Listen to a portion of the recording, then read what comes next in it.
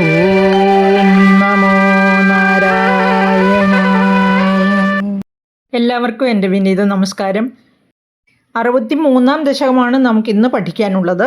ഗോവർദ്ധനോദ്ധാരണം എന്ന ഈ ദശകത്തിലെ 1-ാമത്തെയും 6 മുതൽ 10 വരെയുള്ള ശ്ലോകങ്ങൾ ദ്രുത വിളംബിതം വൃത്തത്തിലും 2, 3, 4, 5 എന്നീ ശ്ലോകങ്ങൾ മാലിനി വൃത്തത്തിലുമാണ് എഴുതിയിട്ടുള്ളത്.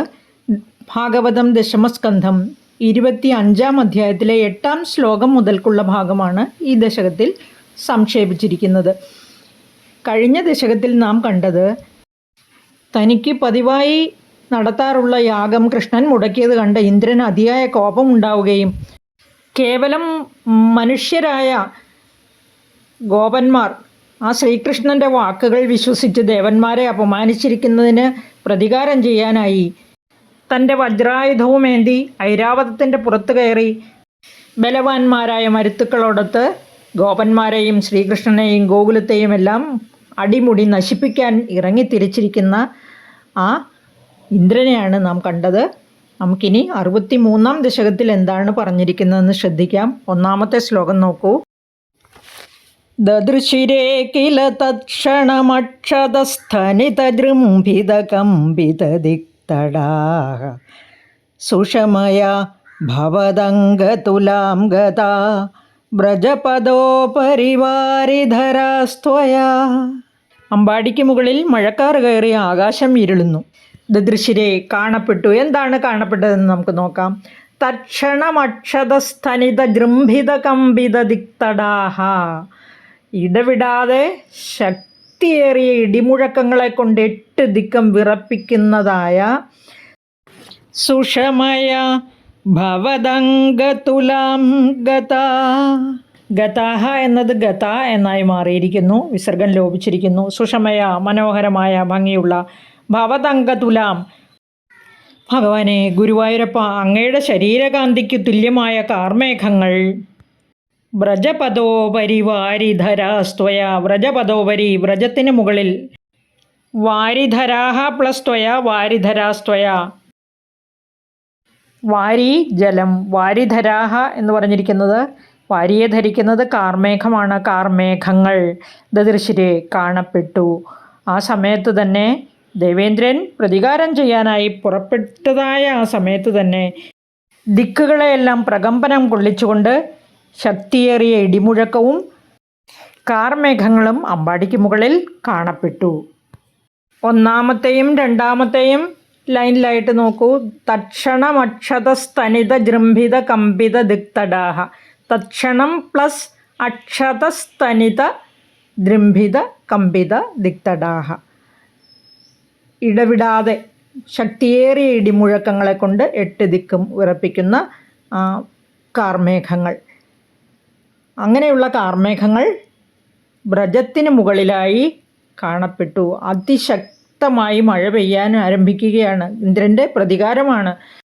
ഇന്ദ്രൻ എന്താണ് പ്രതികാരത്തിനായി വരാത്തത് എന്ന് ഭഗവാൻ ശ്രീകൃഷ്ണൻ അങ്ങനെ വിചാരിച്ചതേ ഉള്ളൂ. അപ്പോഴേക്കും കാർമേഘങ്ങളെല്ലാം വ്രജത്തിന് മുകളിൽ അങ്ങനെ കാണപ്പെടുകയാണ്. ഇടിമുഴക്കമുണ്ട്. ശക്തിയായ മഴയ്ക്കുള്ള ആരംഭം കണ്ടു തുടങ്ങി. ഇനി 2-ാമത്തെ ശ്ലോകം എഴുതിയിരിക്കുന്നത് മാലിനി വൃത്തത്തിലാണ്. ശ്രദ്ധിക്കൂ. വിപുലകരകമിശ്രൈസ്തോയധാരാ നിപാതൈർ ദിശി ദിശി പശുപാനാം മണ്ഡലേ ദണ്ഡ്യമാനേ കുപിതഹരികൃതാന്ന പാഹി പാഹീതി തേഷാം വചനമജിത ശൃണ്വൻ മാ ബിഭേദേത്യഭാണീഃ. വിപുലകരകമിശ്രൈഃ പ്ലസ് തോയധാരാനിപാതൈഃ പ്ലസ് ദിശി ദിശി. വിപുലകരകമിശ്രൈസ്തോയധാരാനിപാതൈർ ദിശി ദിശി. പശുപാനാം മണ്ഡലെ പശുപന്മാരുടെ സമൂഹത്തിൽ. വിപുലകരകമിശ്രൈഃ വലിയ ആലിപ്പഴങ്ങളോടുകൂടി, തോയധാര വെള്ളത്തിൻ്റെ ധാര, നിപാതൈഹി താഴോട്ട് വീണു എന്ന് പറഞ്ഞാൽ ധാര മുറിയാതെ പെയ്യുന്ന ആ പെരുമഴയാണ് ഉദ്ദേശിച്ചിരിക്കുന്നത്. ദിശി ദിശി എല്ലാ ദിക്കിലും, പശുപാനാം ഗോപന്മാരെ മുഴുവൻ, മണ്ഡലെ പശുപാനാം മണ്ഡലെ ഗോപന്മാരുടെ ആ മണ്ഡലം സമൂഹം, ദണ്ഡ്യമാനെ ദണ്ഡിപ്പിച്ചു എന്ന് പറഞ്ഞാൽ പീഡിപ്പിച്ചു, അവരെ കഷ്ടപ്പെടുത്തി തുടങ്ങിയെന്നർത്ഥം. കുപിത ഹരികൃതാത് നഹ പാഹി പാഹി. കോപിച്ച ദേവേന്ദ്രൻ, കുപിതനായ ദേവേന്ദ്രൻ ഉണ്ടാക്കി തീർത്ത ഈ അനർത്ഥത്തിൽ നിന്ന് പാഹി പാഹി, ഞങ്ങളെ രക്ഷിക്കണേ രക്ഷിക്കണേ എന്ന് ഗോപന്മാരെല്ലാം ആർത്ത് വിളിച്ചു. ഇതി തേഷാം വചനം, ഇപ്രകാരം അവരുടെ വാക്കുകൾ ശൃണ്വൻ കേട്ടിട്ട് അജിത, മറ്റാരാലും തോൽപ്പിക്കാൻ കഴിയാത്തവൻ അജിതൻ, എപ്പോഴും ജയിച്ചു നിൽക്കുന്നവൻ. അല്ലയോ ഗുരുവായൂരപ്പ, അജിത ത്വം അങ്ങ്, മാ ബിഭീത, മാ വേണ്ട, നിങ്ങൾ പേടിക്കേണ്ട, ഇതി അഭാണീഹി, ഇപ്രകാരം അരുളി ചെയ്തു. പുതുമഴ പെയ്യുമ്പോൾ ചിലപ്പോൾ മഞ്ഞിൻ കട്ടകൾ പോലെ താഴേക്ക് കല്ലുകൾ വന്ന് വീഴുന്നത് നമുക്ക് കേൾക്കാം, ശബ്ദം കേൾക്കാം ഇല്ലേ, ഓടിൻ്റെ പുറത്ത്, അതുപോലെ ഈ തകരത്തിൻ്റെ പുറത്തൊക്കെ വീഴുമ്പോൾ വലിയ ശബ്ദം കേൾക്കും. നിങ്ങൾ കണ്ടിട്ടുണ്ടാകും, ശബ്ദം കേട്ടിട്ടും ഉണ്ടാകും. പുതുമഴ പെയ്യുമ്പോഴാണ് കൂടുതലും ഇത് കാണപ്പെടുന്നത്. ആലിപ്പഴം വീഴുന്നതോടൊപ്പം തന്നെ കാറ്റും മഴയും ഇടിയും ഇന്നലും എല്ലാം കൂടി അതിശക്തമായി ധാരമുറിയാതെ പെരുമഴ പെയ്യാൻ തുടങ്ങി. ഇതെല്ലാം കുപിതനായ ഇന്ദ്രൻ്റെ യാഗം മുടക്കിയതിൽ ഉള്ള പ്രതികാരമാണെന്ന് കരുതി ഗോപന്മാരെല്ലാം വല്ലാതെ ഭയപ്പെട്ടു. ഇന്ദ്രകോപത്തിന് കാരണം ഭഗവാനാകയാൽ എല്ലാവരും ഭഗവാനെ തന്നെ ശരണം പ്രാപിച്ചു. തന്നെ ശരണം പ്രാപിച്ച തൻ്റെ ആശ്രിതന്മാരെ ഭഗവാൻ കൃഷ്ണൻ ഭയപ്പെടേണ്ട എന്ന് പറഞ്ഞ് ആശ്വസിപ്പിക്കുകയാണ്. രണ്ടാമത്തെ വരി നോക്കൂ. കുപിത ഹരികൃതാത് പ്ലസ് നഹ, കുപിത ഹരികൃതാന്നഹ, പാഹി പ്ലസ് ഇതി പാഹീതി. അതുപോലെ തന്നെ വചനം പ്ലസ് അജിത, വചനം അജിത. ബിഭീത പ്ലസ് ഇതി പ്ലസ് അഭാണീഹി, ബിഭീതേത്യഭാണീഹി. മൂന്നാമത്തെ ശ്ലോകം ശ്രദ്ധിക്കൂ. കുലൈഹ ഖലു ഗോത്രോ ദൈവതം ഗോത്രശത്രോർ വിഹതിമിഹ സരുന്ധ്യാത് കോനു വഃ സംശയോസ്മിൻ ഇതി സഹസിതവാദീ ദേവ ഗോവർദ്ധനാദ്രിം ത്വരിതമുദമുമൂലോ മൂലതോ ബാലദോർഭ്യാം. ഇഹ കുലേ ഗോത്രഃ ഖലു ദൈവതം. ഇവിടെ ഗോപവംശത്തിൽ ഗോക്കളെ രക്ഷിക്കുന്ന പർവ്വതമാണല്ലോ പരദേവത, അതായത് ഗോവർദ്ധന പർവ്വതം. ഗോത്രഃ എന്നത് ഗോത്രോ എന്നായി മാറിയിരിക്കുന്നു. ഇനി ഗോത്രശത്രോഹോ പ്ലസ് വിഹതിം പ്ലസ് ഇഹ, ഗോത്രശത്രോർ വിഹതിമിഹ, അതായത് ഇഹ ഗോത്രശത്രോഹോ എന്നാണ് അന്വയം. വിഹതിം സഹരുന്ധ്യാത്, ഇപ്പോൾ ഇവിടെ പർവ്വതശത്രുവായ ദേവേന്ദ്രൻ്റെ എതിർപ്പിനെ ആ പർവ്വതം തടയും.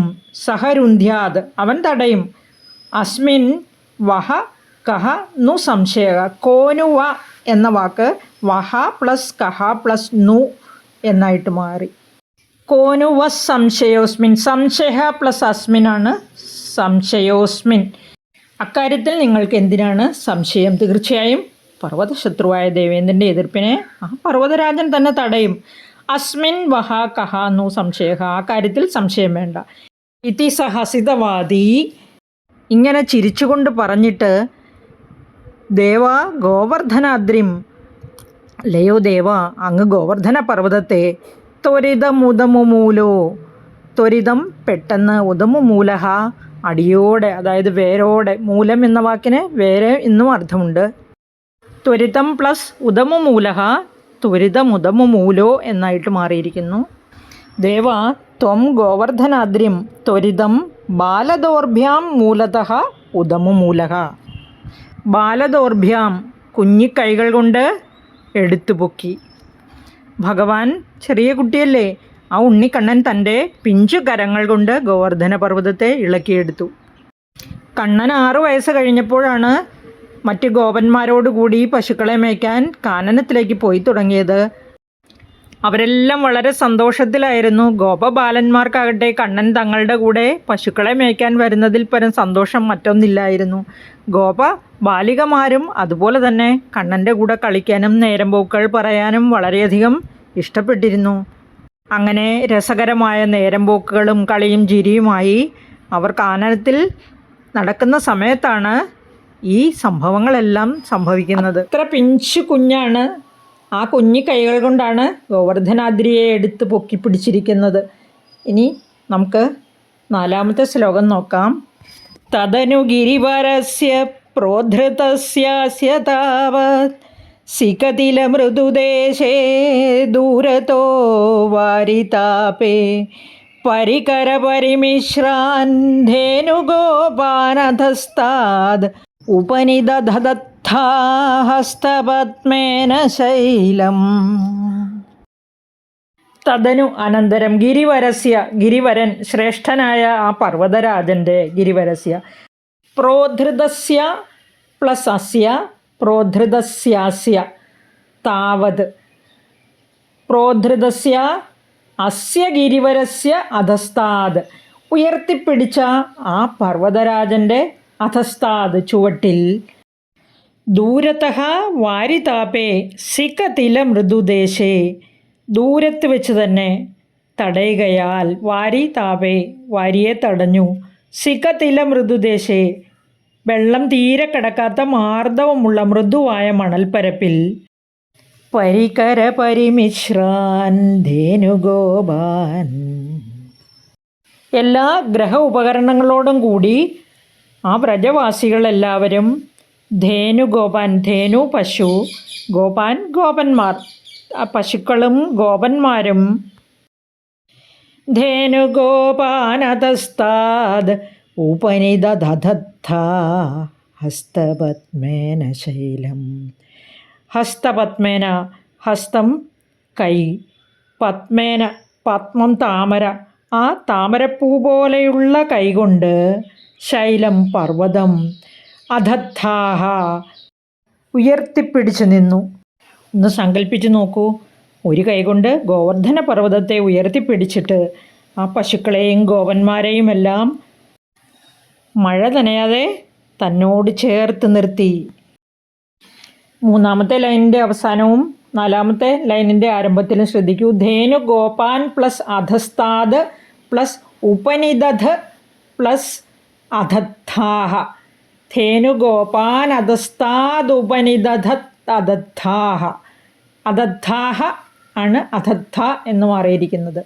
ഹസ്തപത്മേന കൈകൊണ്ട്, ശൈലം പർവ്വതം. ഇനി അഞ്ചാമത്തെ ശ്ലോകം നോക്കാം. ഭവതി വിധൃതശൈലേ ബാലികാഭിർവയസ്യൈരപി വിഹിതവിലാസം കേളിലാപാതിലോലേ സവിധമിളിതധേനൂരേകഹസ്തേന കണ്ടൂയതി സതി പശുപാലാസ്തോഷമൈഷന്ത സർവേ. ഭവതി വിധൃതശൈലേ, അവിടുന്ന് പർവ്വതം പൊക്കി പിടിച്ചു നിന്നിട്ട് ബാലികാഭിഹി ബാലികമാരും വയസ്യൈഹി സമപ്രായക്കാരായ ഗോപകുമാരന്മാരുമായി അഭിവിഹിതവിലാസം കേളിലാപാതിലോലേ വളരെ ഉത്സാഹത്തോടു കൂടി നേരം പോക്ക് പറഞ്ഞ് അങ്ങനെ തമാശകളൊക്കെ പറഞ്ഞ് കളിയും ചിരിയുമായിട്ട് കേളിലാപാതിലോലേ കളികളിലൊക്കെ താല്പര്യം കാണിച്ച് സവിധമിളിതധേനുഹു അടുക്കൽ വന്ന് ഉരുമ്മി നിൽക്കുന്ന പശുക്കളെ ഏകഹസ്തേന ഒരു കൈകൊണ്ട് ഇങ്ങനെ കണ്ടു യതി സതി ചൊറിഞ്ഞു കൊടുത്തു. പശുക്കൾ അടുത്ത് വന്ന് നിന്നപ്പോൾ നമ്മുടെ വീട്ടിൽ പൂച്ചകളും പട്ടികളും ഒക്കെ ഉണ്ടെങ്കിൽ നമ്മളടുത്ത് ഇങ്ങനെ വന്ന് നിൽക്കുമ്പോൾ അതിന് ചൊറിഞ്ഞു കൊടുക്കുകയും തലോടുകയൊക്കെ ചെയ്തില്ലേ. ഇവിടെ പശുക്കൾ കണ്ണൻ്റെ അടുത്ത് വന്ന് അങ്ങനെ നിന്നപ്പോൾ കണ്ണനും തൻ്റെ ഒരു കൈ കൊണ്ട്, ഒരു കൈയിൽ പർവ്വതം ഉയർത്തിപ്പിടിച്ചിരിക്കുകയാണ്, മറു കൈ കൊണ്ട് പശുക്കളെ അങ്ങനെ തടവിക്കൊടുത്തു എന്നർത്ഥം. കണ്ടു യതി സതി സർവേ പശുപാലാഹ എല്ലാ ഗോപബാലന്മാരും തോഷം ഐഷന്ത സന്തോഷം കൊണ്ട് മതിമറന്നു എല്ലാ ഗോപന്മാരും. ഇവിടെ ബാലികാഭിഹി പ്ലസ് വയസ്യൈഹി പ്ലസ് അഭി ഒന്നാമത്തെ ലൈനിൻ്റെ അവസാനവും രണ്ടാമത്തെ ലൈനിൻ്റെ ആദ്യവുമായിട്ട് കിടക്കുന്ന വാക്കാണ് ബാലികാഭിർ വയസ്യൈരഭി. ബാലികാഭിഹി പ്ലസ് വയസ്യൈഹി പ്ലസ് അഭി. ഇനി സവിധം ഇളിതധേനൂരേകഹസ്തേന എന്ന വാക്ക് നോക്കൂ. സവിധം ഇളിതധേനുഹു പ്ലസ് ഏകഹസ്തേന മൂന്നാമത്തെ ലൈനിൽ. ഇനി പശുപാലാസ്തോഷം ഐഷന്ത സർവേ എന്ന വാക്ക് നാലാമത്തെ ലൈനിൽ ശ്രദ്ധിക്കൂ. പശുപാലാഹ പ്ലസ് തോഷം പ്ലസ് ഐഷന്ത. പശുപാലാസ്തോഷം ഐഷന്ത. മനസ്സിലായി കാണുമെന്ന് കരുതുന്നു. ശ്രദ്ധിച്ച് വായിക്കണം എല്ലാവരും. മനോഹരമായ ശ്ലോകങ്ങളാണ്, പാടാൻ നല്ല സുഖമുള്ള ശ്ലോകങ്ങൾ. കേട്ട് കിടന്നാൽ നമുക്ക് ഉറക്കം വരും. എത്ര ദുഃഖമുണ്ടെങ്കിലും അതെല്ലാം മറന്ന് ഭഗവാനിൽ ലയിച്ച് നമ്മൾ തന്നെ ഉറക്കത്തിലേക്ക് വഴുതി വീണു പോകുന്ന ശ്ലോകങ്ങളാണ് ഇതെല്ലാം. ഒന്ന് സങ്കല്പിച്ച് നോക്കൂ. മയിൽപ്പീലി ചൂടി കയ്യിൽ മുരളിയേന്തി കൊമ്പും കുഴലും ഒക്കെ പിടിച്ച് അങ്ങനെ നിൽക്കുന്ന ഒരു കൊച്ചുകുട്ടി തൻ്റെ ഒരു കയ്യിൽ ഗോവർദ്ധന പർവ്വതത്തെ ഉയർത്തിപ്പിടിച്ച് മറു കൈകൊണ്ട് പശുക്കളെയൊക്കെ തലോടി കൂട്ടുകാരോട്, അതായത് സമപ്രായക്കാരായ കൂട്ടുകാരോടുകൂടി നേരം പോക്കുകളും കളിചിരികളുമായി അങ്ങനെ നിൽക്കുന്ന ആ കുഞ്ഞിക്കണ്ണനെ ഒന്ന് സങ്കല്പിച്ച് നോക്കൂ. മറ്റൊന്നും വേണ്ട ഈ ജീവിതത്തിലെന്ന് തോന്നുമില്ലേ? ആ രൂപം സങ്കല്പിക്കുമ്പോൾ എത്ര അനായാസമായിട്ടാണ് അത് ഉയർത്തിപ്പിടിച്ചിരിക്കുന്നതെന്ന് ശ്രദ്ധിക്കുക. യാതൊരു വിധത്തിലുള്ള ബുദ്ധിമുട്ടും നമുക്ക് കാണാൻ കഴിയില്ല. അതാണ് കളിയും ചിരിയുമായിട്ട് നിൽക്കുന്നു എന്ന് പറഞ്ഞിരിക്കുന്നത്. വളരെ അനായാസം. ഒരു പുഷ്പം കയ്യിൽ ഏന്തുന്നത് പോലെയാണ് കണ്ണൻ ഒരു കൈവിരൽ ആ ഗോവർദ്ധനാദ്രിയെ ഉയർത്തിപ്പിടിച്ച് തൻ്റെ കൂട്ടുകാരെയും ഗോകുലത്തെയും പെരുമഴയിൽ നിന്ന് രക്ഷിച്ചിരിക്കുന്നത്. ആശ്രയിക്കുന്ന ഭക്തന്മാരെ ആരെയും കൈവിടില്ല കണ്ണൻ എന്ന് മനസ്സിലാക്കി തന്നിരിക്കുകയാണ്. നമുക്കിനി 6-ാമത്തെ ശ്ലോകം നോക്കാം. ഈ ശ്ലോകം മുതൽ 10-ാമത്തെ ശ്ലോകം വരെ ദ്രുത വിളംബിതം വൃത്തത്തിലാണ് എഴുതിയിട്ടുള്ളത്. ശ്രദ്ധിക്കൂ. അതിമഹാൻ ഗിരിരേഷതു വാമകേ കരസരോരുഹിതം ധരതേ ചിരം കിമിദമദ്ഭുതമദ്രിബലം ന്വിതി ത്വദവലോകിഭിരാകധിഗോപകൈഃ. അതിമഹാൻ ഗിരിരേഷ. ഗിരിഹി പ്ലസ് ഏഷ ഗിരിരേഷ. അതിമഹാൻ ഗിരിരേഷതു വാമകേ. വാമകേ ഇടതുവശത്ത്. കരസരോരുഹി. കരം കയ്യ്, സരോരുഹം താമര. താമരപ്പൂ പോലെയുള്ള ഇടതുവശത്തെ കൈകൊണ്ട്. യേഷഹ തു ഈ ശ്രീകൃഷ്ണനാകട്ടെ ഗിരിഹി അതിമഹാൻ വളരെ വലുതായ ഗോവർദ്ധന പർവ്വതത്തെ തം അതിനെ ഗോവർദ്ധന പർവ്വതത്തെ ചിരം ധരതേ വളരെ നേരമായി ഉയർത്തിപ്പിടിച്ചു നിൽക്കുന്നു. കിം അത്ഭുതം. കിമിതമത്ഭുതമദ്രിബലം ന്വിതി. ന്വിതി എന്നത് നു പ്ലസ് ഇതി. കിമിതം അത്ഭുതം അദ്രിബലം. കിം പ്ലസ് ഇതം പ്ലസ് അത്ഭുതം പ്ലസ് അദ്രിബലം. കിമിതം അത്ഭുതം അദ്രിബലം ന്വിതി. നു പ്ലസ് ഇതി. കിം അത്ഭുതം ഇതം അദ്രിബലം നു. എന്തൊരത്ഭുതമാണിത്. ഇതെന്താണ് ഈ പർവ്വതം ഇങ്ങനെ ഉയർന്നു നിൽക്കുന്നത്? പർവ്വതത്തിൻ്റെ ശക്തി കൊണ്ട് തന്നെ ആയിരിക്കുമോ ഇങ്ങനെ സംഭവിക്കുന്നത്? ഇടത് കൈകൊണ്ട് ഉയർത്തിപ്പിടിച്ചിരിക്കുകയാണ്. അത് കണ്ട് അവരെല്ലാം ആശ്ചര്യപ്പെട്ടു. ഇതി ഇപ്രകാരം ധവലോകിഭിരാകധി ഗോപകൈഃ. ഗോപകൈഃ ഗോപന്മാർ. ത്വദവലോകിഭിഃ അങ്ങയെ നോക്കിക്കൊണ്ട് നിന്നിരുന്ന. ഗോപകൈഃ ഗോപന്മാർ. ആകധി പറഞ്ഞു. എന്തത്ഭുതമാണ്. ചിറകില്ലെങ്കിലും ഈ ഗോവർദ്ധനത്തിന് ആകാശത്ത് പൊങ്ങി നിൽക്കുവാനുള്ള അത്ഭുത ശക്തി ഉണ്ടായിരിക്കുമോ എന്നിവിടെ ഗോപാലകന്മാർ സംശയിക്കുകയാണ്. ഇനി നമുക്ക് 7-ാമത്തെ ശ്ലോകം നോക്കാം. ശ്രദ്ധിക്കൂ. അഹഹധാർഷ്ട്യമമുഷ്യ വടോർഗിരിം വ്യധിതബാഹുരസാവരോപയേത് ഇതി ഹരിസ്ത്വയി ബദ്ധവിഗർഹണോ ദിവസസപ്തകമുഗ്രമവർഷയത്. ദേവേന്ദ്രൻ ഇടവിടാതെ 7 ദിവസം മഴ പെയ്യിക്കുകയാണ്. അഹഹ ധാർഷ്ട്യം അമുഷ്യ. ധാർഷ്ട്യം പ്ലസ് അമുഷ്യ. ധാർഷ്ട്യം അമുഷ്യ.